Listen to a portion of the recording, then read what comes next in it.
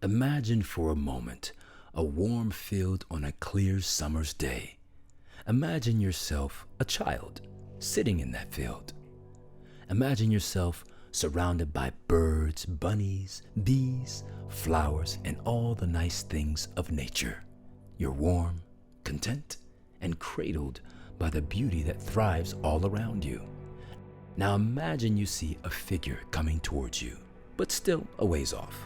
Curious, you turn and watch as the figure comes closer and closer. Initially, you can't make out any features, but as the figure approaches, you notice it's smiling and carrying a bright yellow bucket with a bright smiley face painted on the side.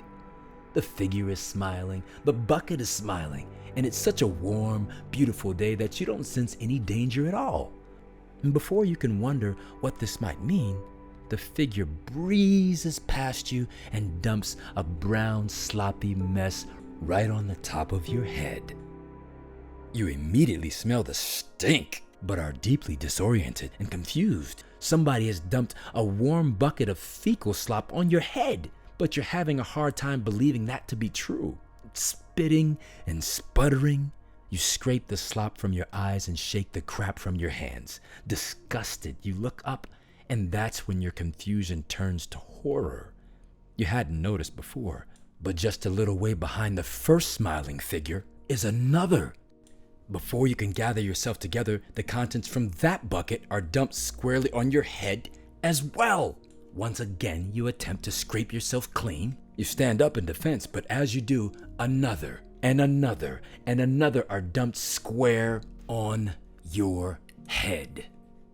You try to run, but between buckets, there's no time. You get angry, you lash out, you punch, you kick, you scream, and beg God above to stop, but nothing you do stops the flow.